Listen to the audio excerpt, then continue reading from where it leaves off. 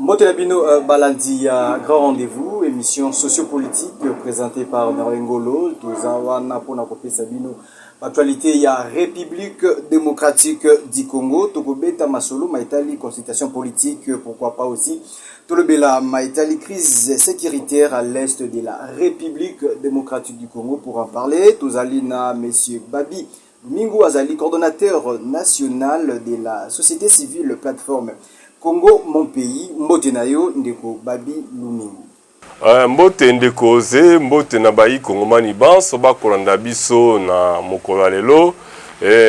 Na kokito toriko lobela makambo ya motuya ekolo te surtout o etali mambo ya consultation nationale et pe ya sécurité ya monele ya ese ya ekolo na biso soki tokanisi bandeko oyo ba uti kotika biso te pona ekolo oyebi nazali initiateur ya école du patriotisme en République démocratique du Congo nazali moko ya bayeba ko bunda pona ekolo Congo ezwa mpifo pe ezwa bosomi na yango alors tango bandeko bako kweya bako kufa oyebi lelo na ngambo ya ese mikolo inso tango inso bayi kongomani bako kufa mabele na biso mabele oyo toweleli na moto te mabele oyo tobuni na moto te tosengaki pe moto te mabele oyo kondo Joseph Kasavubu akufe abundelaki mabele oyo kondo Lumumba akufelaki pe Mzee Laurent Désiré Kabila na yango ndeko oze na botosi ya bayi kongomani baso batiki mboka pona bolingo ya ekolo soki oki kopesa biso ata minute yoko to ba seconde tuku isato tokanisa bato wana ndenge bandeko ya lopoto babaka 1 minute de silence ba oyo batiki ekolo pona bolingo ya ekolo sans dérange pas. Très bien, merci beaucoup. Je sais que ça fait très mal de voir comment est-ce que les Congolais Koufa na est ya Mboka na biso, mais c'est Babi Lumingu, Ozali, coordonnateur national de la société civile plateforme Congo, mon héritage. En tant qu'acteur de la société civile, que pensez-vous de la consultation politique à Kosalima Mboka na biso? Oui, consultation politique au Mokonze Kolo abengaki ba yike banso bayi kongomane baya basolola to bapesa makanisi bango pona ekolo ezali likanisi ya malamu oyebi tango inso na kati ya libote sengeli kosolola Mokonzi Kolo amona ete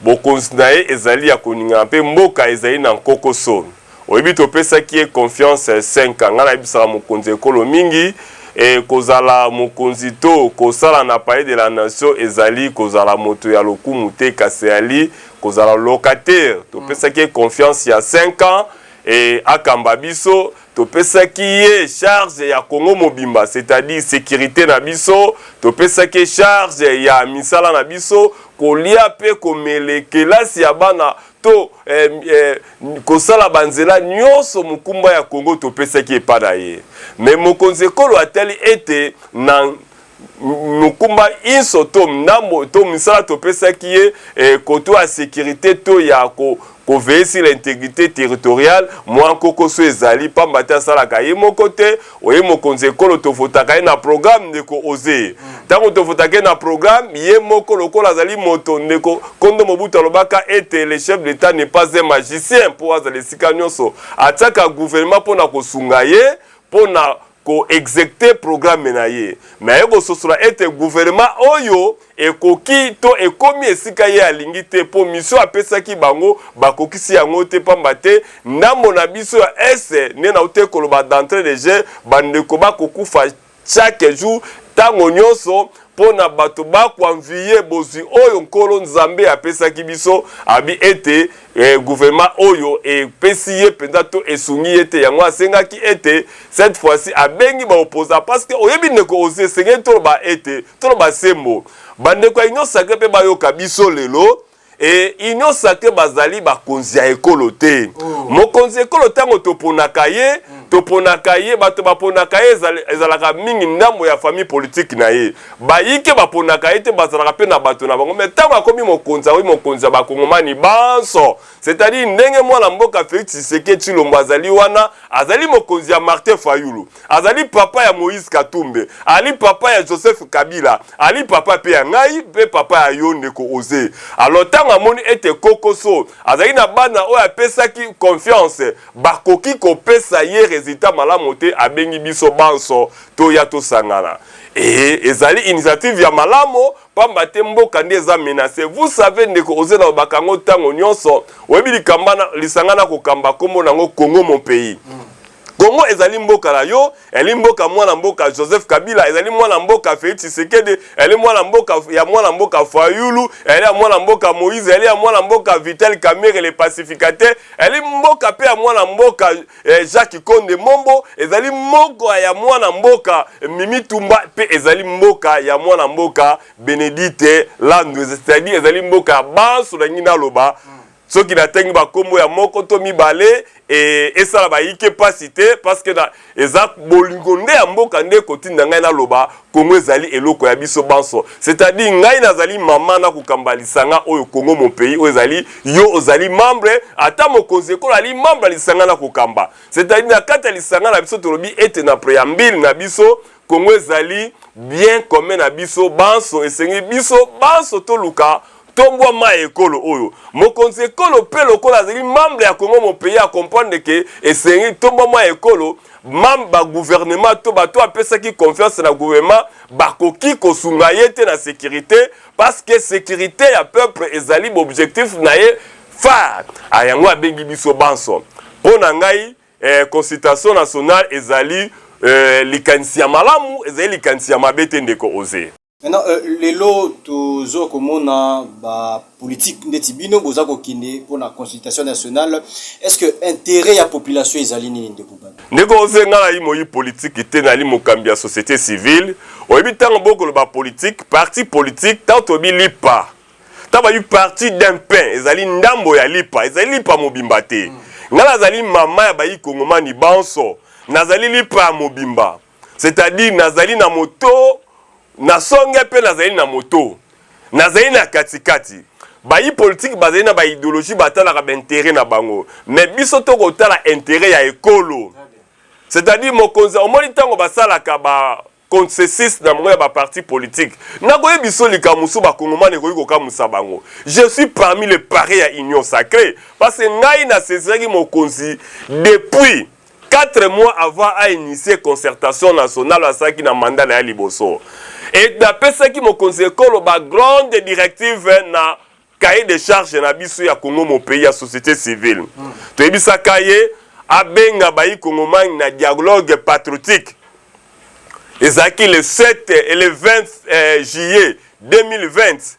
Ko ebisa pote azwa animateur ya ba institution ba ko accompagner parce que to soso laki et tant que maman ya Congo to lisanga o ezali ya ba kongomani banso za na opposition za la majorité parce que oyebi lelo bato ba ko ba société civile bato belé ba politiser les sociétés civiles les forces vive ya nation biso to la pa ki sele ka toko sale la mototé je crois même na statut na biso so na article 6 alinéa 2 tobi nous accompagnons les institutions officielles dans leur mission patriotique so ki to kosunga mokonzi ekolo ezate ponde ko badi alali ala muki amoni ete sengeli azwa poste moko songolo sengeli asunga mokonzi ekolo toko sunga ye conformément ya statut na biso ya Congo mon pays c'est-à-dire toko sunga ye pe na makambo ya parti na yete toko sunga na makambo etali ekolo parce que ekolo nde sangisi biso banso bazala ba o bazala gauche ba na droite ba na centre intérêt na biso ezali Congo sur ce et tobaki ete toko sunga mokonzi to bengi bandeko banso bayike mais oyebi kokoso ezali nini nako yebisa ndeko Eberang oyo azwaki o mokonzi apesei makoki etango akobenga ayiba banani ya kobenga banani ba ko apporter un plus dans le son parce que oyebi na uti ko ba d'entrée jeune azali initiateur ya école du patriotisme nous avons compris tant to comprenait que en 2020 que FCC cash bako kende malamu te to ebisa mo conseil initié dialogue patriotique to pesa ki na cahier de charge des grandes lignes to ba ke loko liboso po esala ye azoba animateur ben sitso ba ko accompagner ya mibale to ebisa ki po na kotia seni ya malamu e ko ma biso na élection omoni ndeko oze na bato ba votaki ndeko Denika Dima ezaki ba même acteur ba votaki pe ndeko Ronsard Malonda. En réalité, on ne parle pas de la CENI Lelo parce que pour Bokoloba était nazali candidat président à CENI na mama pona mekoya na lobi kaka était ndeko Ronsard Malonda zaki bato ba votaki ndeko Ronsard bango ka ba votaki Deni. Quelque part il y a un couac là. C'est-à-dire nazali mama ya Deni, nazali mama pe ya lokola la société civile, la société, nazali pe mama ya ndeko Ronsard. Donc on lobela lelo makambo ezali na actualité zali consultation nationale. Na consultation oyo essayé ndeko Berak ayeba qui sont des acteurs qui peuvent apporter un plus à la nation. Et na objectif la consultation ceux qui nalandi mo konzekolo abiki ezali pona kopesa gouvernement union nationale. Gouvernement na union nationale na landa ki pe ba yike ba yi politique ba lekaki na kotanga ba kombo parce que zeli makambo ekolo ndeko Vital Kamerhe les pacificateurs na azali moko ya bato ngai pena na pesa longoni ya mingi kolanisa mabwanya pe maele na ye et pe molakisi musu ndeko Bat lukwebo deuxième vice-président ya Sénat na landa ki pe mwana mboka président AI ya IDPS ndeko Gise Kabuya okolanda ete na bozindo balobala bango basenga ki frustration ezalate mais bayike balobi ete il faut balandela pe ba poids politique et ngala koyebisa mokonzi ekolo le gouvernement qu'on a besoin maintenant c'est pas un gouvernement de poids politique le poids politique nous a déçus.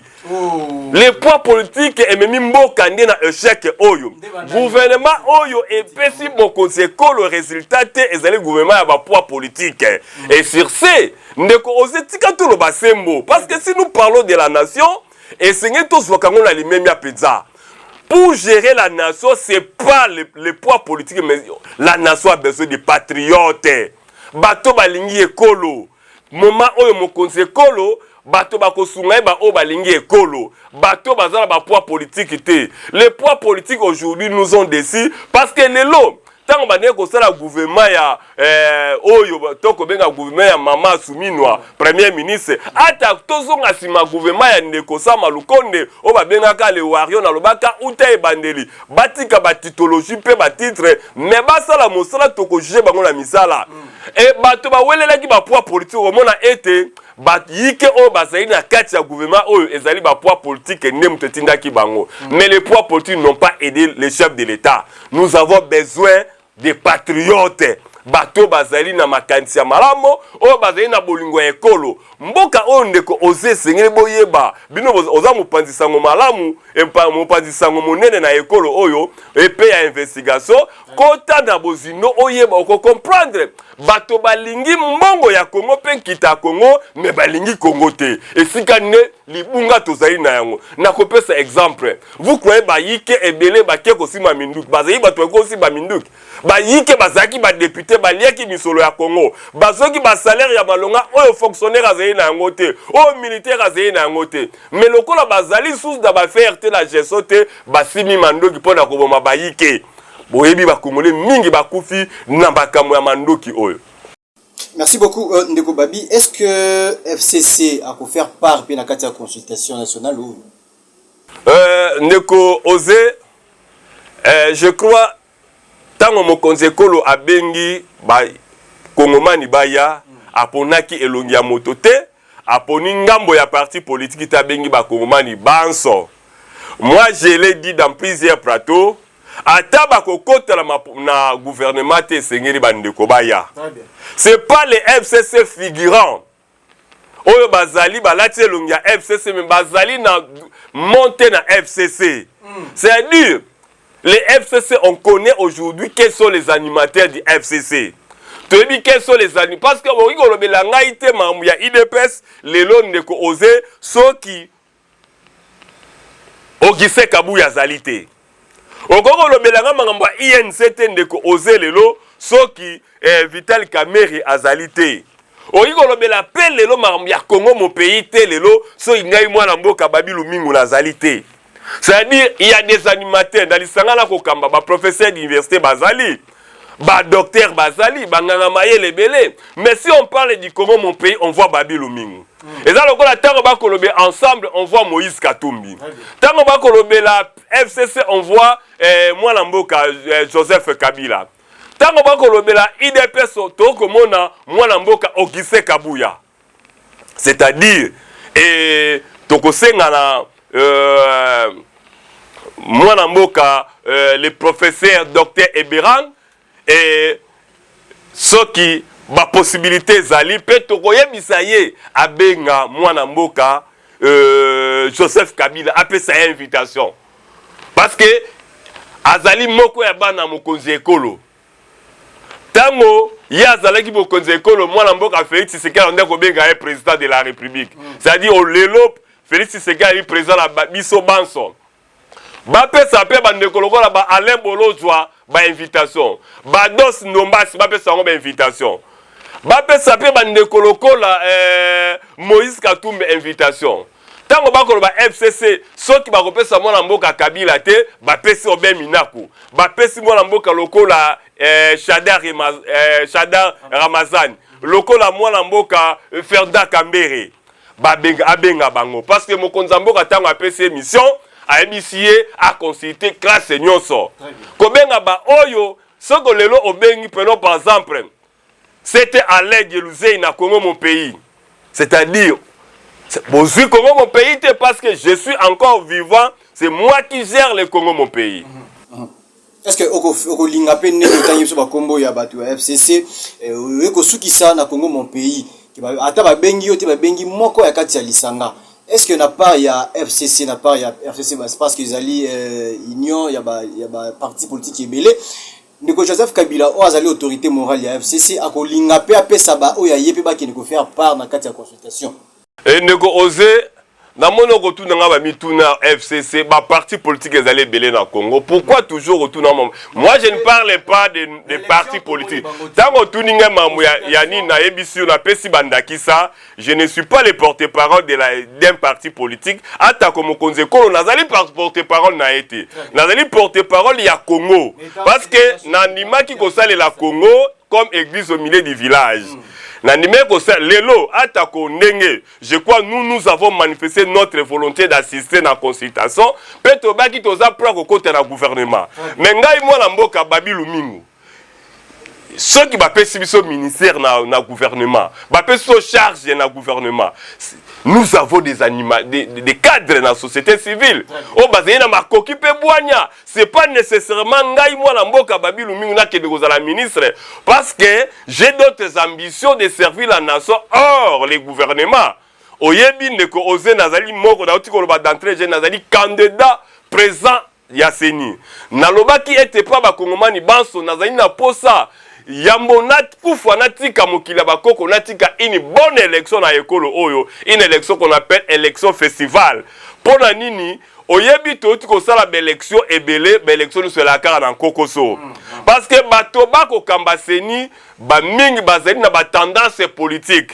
Je crois ceux qui bolandeli ozali mopanzisango malamu Kota na ba investigation no komona ete Congo mon pays azali partenaire ya parti politique moko to azali affilié to allié mais Congo mon pays a ko soutenir ba institution so comme ngai lobby na ndako ya parti politique moko c'est-à-dire parce que les gens qui sont dans ces partis sont des Congolais mais être affilié défendre un parti politique je le ferai pas parce que c'est pas ma vocation j'ai une vocation de servir la nation d'une manière à l'autre oyebi ne cause tika toloba oyebi ba mituna nota msuba journaliste c'est pour nous révolutionner lelo na lobaka mingi atako ba député oyebi ke ndako ba ke ndako sala eza ndako na bango te eza ndako ba congolais banso na lobaka ngo palais du peuple c'est la maison de tous les congolais député go zalo lendo te pour na humilité ba pese humilité faut amonela ngai peuple parce que ngam na pese mandat les ali ya ngai na pese on ga 5 ans mais moi j'ai le mandat il y a envie. c'est-à-dire député Azaka topé ces 5 ans. Après 5 ans, il faut retirer mandat. Alors sur ce, il devait faire confiance en nous. Il y a même dans le gouvernement Union nationale, na plateau et belé, to limite. Député te na kati ya gouvernement na ko rappeler mon conseil écolo pe na ebisi mwana mboka Vital Kamerhe les pacificateurs à saisir déjà mon conseil écolo que na gouvernement Union nationale nous n'avons pas besoin des députés nationaux parce que les députés nationaux to pesa bango une mission spéciale ba kende ko défendre biso na parlement to yebisa ki bango ba kende ko lobela biso ba contrôler exécution c'est une alliance ne ko oser cette alliance est na durée à 5 ans durée à 5 ans ko quitter mon nous refusons. Et pourquoi nous disons au président de la République aucun député dans ce gouvernement de l'Union nationale parce que les députés ont une alliance qu'ils ont signée avec le peuple. Tant que remplacer, les Cypriens ne connaissent pas l'échange de députés pour que vers biso. Qui biso confiance ne ko oser. Topé ça qui bango confiance. C'est pas envers on a refusé d'autres candidats. Topé ça qui bango confiance pour nous défendre, pour contrôler l'exécutif, pour bâtir la biso maï, bâtir la biso courant, babong sabanzela la biso. Alliance to salaki bango basali na basili si mission walate. Mon conseil mission bazala ba ministre parce que bakongomani bazali belé il y a des jeunes étudiants qui finissent ndeko ozozali ozali na boile ozali moto mayele so batio ministre information est-ce que tu peux pas travailler ndeko nanga ministre économie et ya communication parce que yo za na mandat à PPT oza na alliance c'était to sala ki na biso mais ndeko asali alliance na biso ba peuple nous avons voté sous la pluie avec beaucoup de peine au yebi ba réalité l'élection tu as voté ndeko oser et ma machine ezate to ko patienter to tindi bato wana ndeko oser et si quand on a conseillé mokonza mboka nous cette fois-ci dans gouvernement Union nationale surtout moni ba député nous allons faire des marches qui n'a bureau à premier ministre qu'on revendique, nous allons faire des pétitions pour demander le départ de la première ministre. Et sur cette web, sa premier ministre, Toboy va député dans le gouvernement Union nationale. Ah ben, merci beaucoup. Je signale que Toyambe Libino Bisopé Loko Ndeko Babi, Lumingo Azali, coordonnateur national de la société civile Plateforme Congo, mon pays, Network Olobelama Italie. La République démocratique du Congo, na première thématique, na monique ba quelque chose allait belé, mais ngongande mungunya, donc procès sur crise sécuritaire, il y a Est, il y a Mboka na biso. Dans un 9 pays voisins, pourquoi toujours la République démocratique du Congo n'est menacée ndeko babi? Ndeko osé, je crois likambo ya insécurité. Je suis des rares Congolais qui ont saisi déjà les chefs d'État depuis 2020. Naibisara Mokonzi Kolo à instruire le ministre intérieur à reconnaître le chef d'État comme un fonctionnaire et à l'État. Bako jouer un rôle, il y a un formateur. Le rôle a en air. Oyebi mboka na biso trahison bato basimi mboka bayiko sunga Mokonzi Kolo facilement, ce sont les chefs d'État et les chefs du village. Parce que c'est le village qui tombe un à un. Ba chef de village, baza bat ba vivarana biso ba yebiso monguna aye azala mboka to infiltré ba ko dénoncer facilement. Oyebi insécurité la biso la mboka au première phase ezali marginalisation ba chef du village dans ba chef de riz. Très bien. Là c'est long. Et Sengeli Mokonzi Kolo. Là c'est long. Papa ozali na oza mopanzisango malamu na ko répéter mopanzisango il y a investigation côté la bozino okoye ba les chefs de riz ce n'est que eux qui sont des autorités politico-administratives les plus proches de la population. Balala kana peuple balabala moko balamukana peuple balabala moko babrosakana peuple balabala moko mais les chefs de quartier de Fabaouta la ba commune mususu les chefs du village mange avec le peuple dans le même village. Balamukara na village est mon corps. Babrosaka na village est mon corps. Mais les chefs des secteurs, il y a des fois où tu as un village moussous. Les vrais collaborateurs du chef de l'État et les vrais membres de l'information, ou membres de renseignement, à Maka Césali Bango. Mokonzi École Segeli. Azwa tanko solo la kana bato wana ndekose. Bango ne bango aider Mokonzi. Bayebi moto ata locataire soit na quartier ba ba moto a out aza locataire a out na quartier nini ndeko osé marginalisation ba chef de rue na ba chef de village. C'est un élément très causal, il y a d'infiltration. Et sur ce, na kosenga na mwana mboka Vital Kamerhe koyo kangai. Ata mokonzi ekolo koyo kanga parce que zina makoki wana ba initier un statut portant, ba initier une loi portant statut juridique des chefs de village et des chefs de riz. Ce sont des gens qui peuvent aider les chefs de l'État et le gouvernement facilement na ko dénoncer parce que ben sécurité oye agression autozui oyo to ba rebelle o ba côté biso ba banya d'abord na ko infiltrer ba village na biso même ba to ba yi opesa mokonzi ekolo ba information facilement bazala kité oye mwana mboka tikala yebisa osembo tango ya mwana mboka Joseph Kabila zaki mokonzi ekolo awa ba initia ki recensement va to ke na élection. Moi j'ai apporté un projet qui recensement 4 ans pour que la belle maponami. Na baki ete ngai na zina makanisi to yiko sala recensement na moins il y a 1 mois ou 2 mois to yebi ba congolais banso. Ba yike balobaki nanga non ndeko babilu mingu wana ezali archaïque il faut batobaki na ko yekola na poto. Ça c'est l'escroquerie d'état. Ndeko soto ebisi ba chef de riba recensé na balabala bango bato banso. Une semaine ezebele akoyeba bato banso.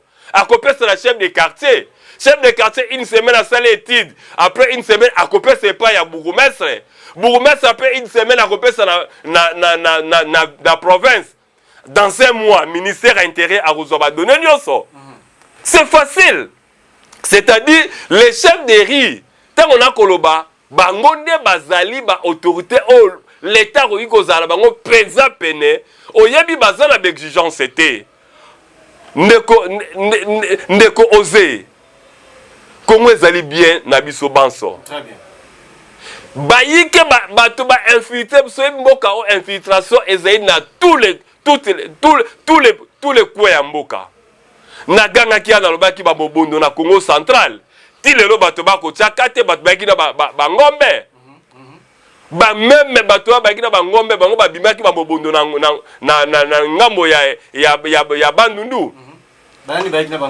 Mais toyoka bato baina bangombe bapaya baye na Congo na bandundu et bandeko wana lobi oyebi nekolo na biso to mona jamais ba guerre ethnique pe tribal les alakate le loko koyoka bateke na ba umba ko bunda et c'est vrai c'est le teke de umba ko bunda bandeko ba yeko boko la bangombe bayebi koloba munu kutuba te bayebi lingala te yebi sanga moto lelo toko sala émission na lingala ozali moye kolo oyebi koloba ndinga ya bapaya oyebi koloba lopoto langue ya Voltaire mais ce que toko sala émission na lingala ezali po ba kongomani baso bayoka ka lingala ndeko ose bayoka nito ngikoloba pona ekolo et yango na kosenga mokonzi ekolo a initié une loi portant statut juridique pour na chef de riz, na chef de village et les chefs de quartier.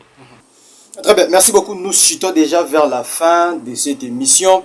Ndeko Babi, une dernière question parce que tu as commis déjà Nasuka télévision de Ngonga.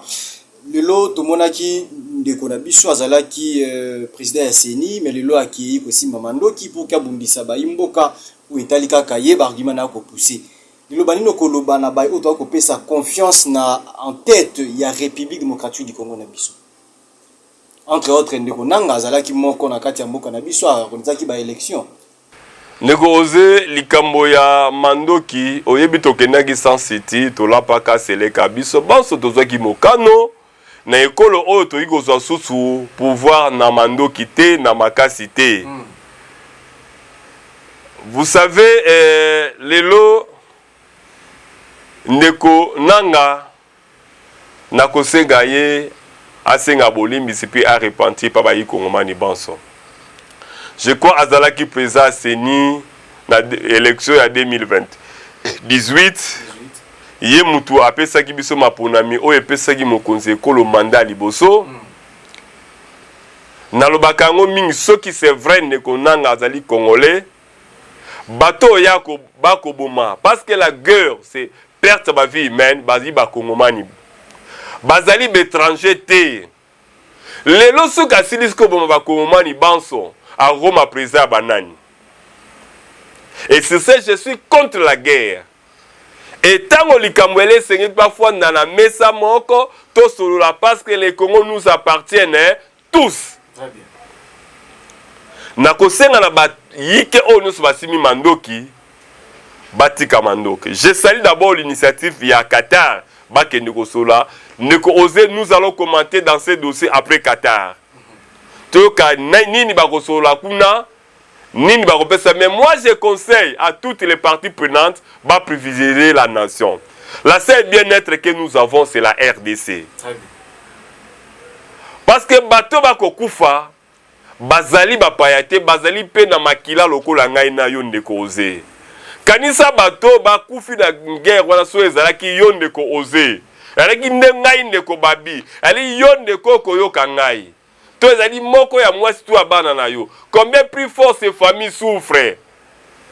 Et lelo na koloba etant que mokambi ya Congo mon pays nazali kokambalisanga o esangisi ba Congolais banso baina kati ekolo pe libana ata yo ndeko ozo ali membre ya Congo mon pays et ali pasi komona bande konsoni ba kokufa lelo na kosenga bango cette fois-ci na Qatar bango banso bakende batala Congo batala la patrie qui nous a été léguée par ya mwana mboka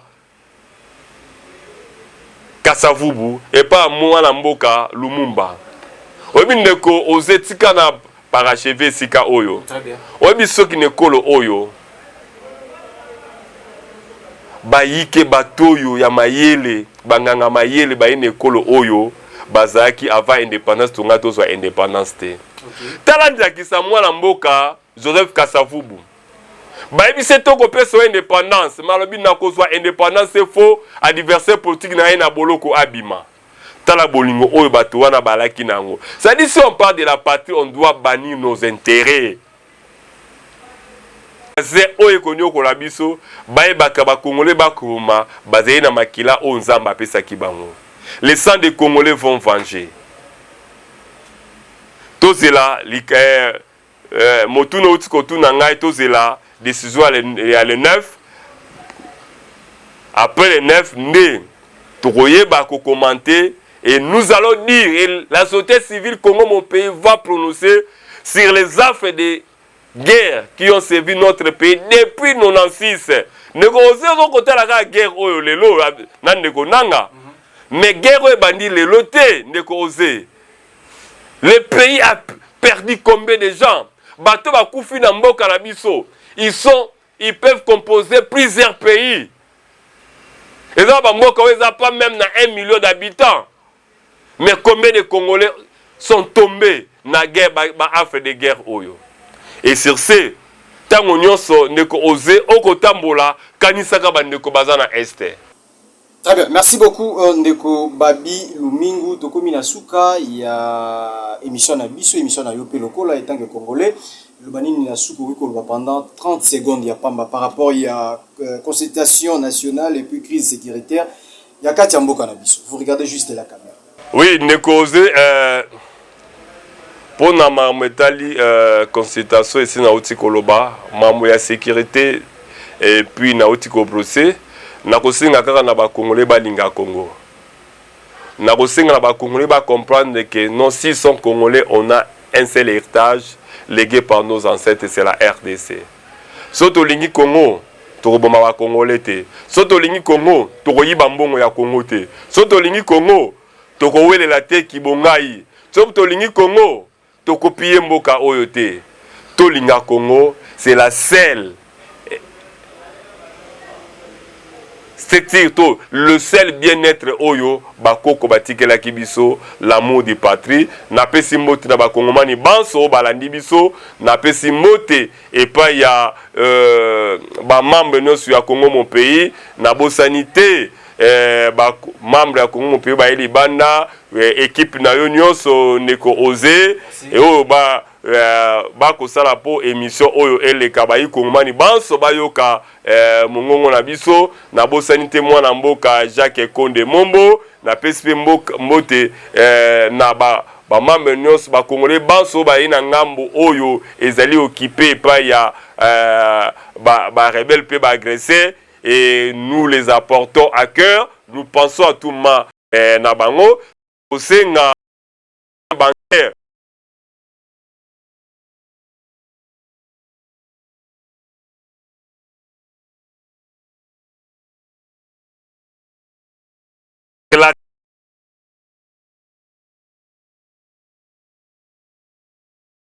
Les fonctionnaires